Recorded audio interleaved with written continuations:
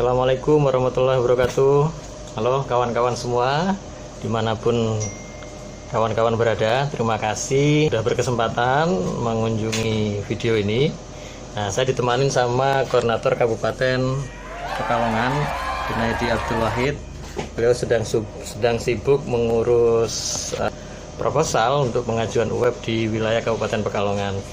Oke teman-teman, pada kesempatan siang ini saya berkesempatan juga berdiskusi dengan kawan-kawan koordinator kabupaten di wilayah dampingan saya perihal banyaknya pengaduan yang masuk ke pendamping sosial, ke Korkap, ke dinas sosial dan seterusnya. Nah, kenapa itu terjadi? Wajar saja karena kita berada pada kondisi pandemi COVID-19. Nah, sehingga intensitas atau aduan akan banyak semakin dan terus semakin masuk untuk mendapatkan informasi perihal itu. Nah, sesuai dengan arahan Direktur Jaminan Sosial Keluarga bahwa tugas kawan-kawan pendamping sosial dimanapun berada adalah memberikan sosialisasi dan edukasi, khususnya perihal bantuan program Keluarga Harapan. Nah, pada kesempatan kali ini video ini dibuat untuk menjelaskan satu persatu, mungkin tidak secara detail begitu ya, tetapi gambaran umumnya saja yang akan kami sampaikan perihal data, kemudian perihal jumlah bantuan, bagaimana bisa mendapatkan atau masuk menjadi pesertaan PKH, mungkin hanya sebatas gambaran umumnya saja.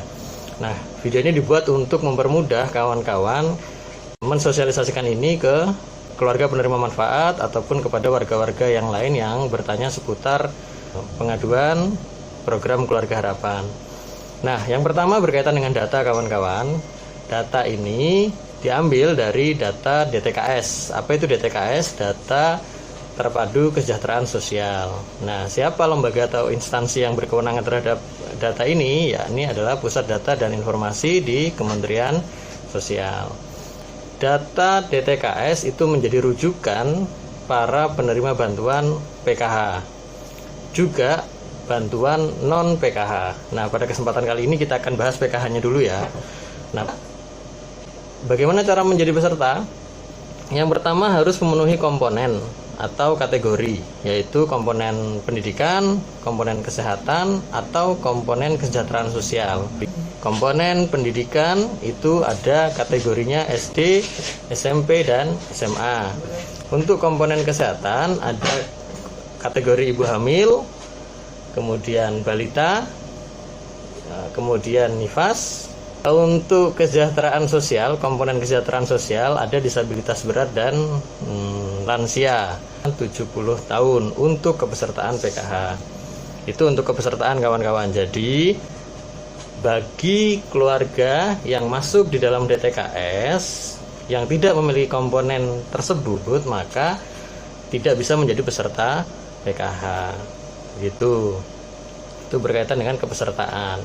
Kemudian selanjutnya, bagaimana sih supaya caranya menjadi peserta PKH? Begitu ya. Nah, untuk menjadi peserta PKH kawan-kawan, itu kawan-kawan tidak punya kewenangan untuk menentukan siapa yang menjadi peserta PKH.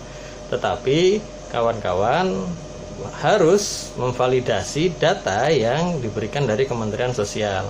Di mana datanya? Dari mana datanya? Dari DTKS tadi yang sempat kita singgung di awal.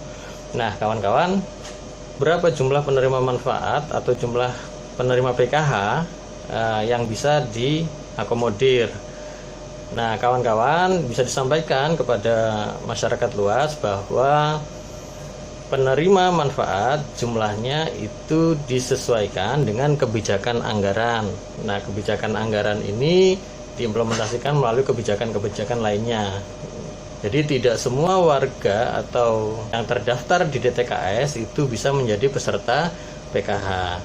Saya gambarkan, misalkan di data DTKS itu ada 28 juta. 28 juta, 10 jutanya adalah peserta PKH. Ini ilustrasi saja gitu ya. Jadi dari 28 juta yang kemudian diambil 10 juta, masih ada 18 juta. Bagaimana kira-kira? Sudah dipahami belum? 18 juta itu berarti tidak dapat PKH dong? Iya. Belum bisa mendapatkan atau belum bisa menjadi peserta PKH karena anggaran yang mencukupi hanya di angka 10 juta peserta. Kira-kira begitu teman-teman. Itu berkaitan dengan data.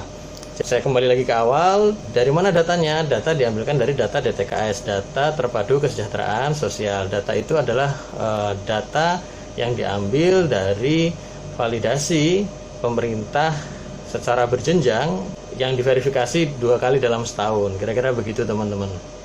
Selanjutnya, data yang ada di dalam DTKS tadi secara random acak, begitu ya, sesuai dengan kebutuhan kebijakan kepesertaan.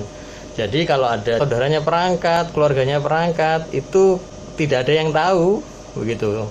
Tidak ada yang tahu karena memang data sudah diacak, di random dari pusat, diturunkan ke kabupaten kota, kemudian dicek di kabupaten kota, memenuhi persyaratan komponen atau tidak tadi, maka jika memenuhi persyaratan, maka dia masuk menjadi kepesertaan. Tapi kalau tidak memenuhi persyaratan, maka tidak masuk, kira-kira begitu. Ini yang harus dipahami oleh masyarakat di luar sana gitu. Jadi bagaimana kira-kira, apakah ada hal-hal yang kurang dipahami? Kalau ada yang kurang dipahami nanti bisa komentar di kolom komen ya, nanti akan kita jawab satu persatu. Prinsip video ini kami niatkan untuk menjawab pertanyaan di luar sana berkaitan dengan data kepesertaan PKH. Nah, terima kasih kawan-kawan. Itu sekilas saja perihal data kepesertaan. Untuk nominal bantuan sosial PKH akan kita ulas pada part berikutnya. Begitu ya. Terima kasih. Assalamualaikum warahmatullahi wabarakatuh. Salam santun Indonesia. Ku persembahkan seluruh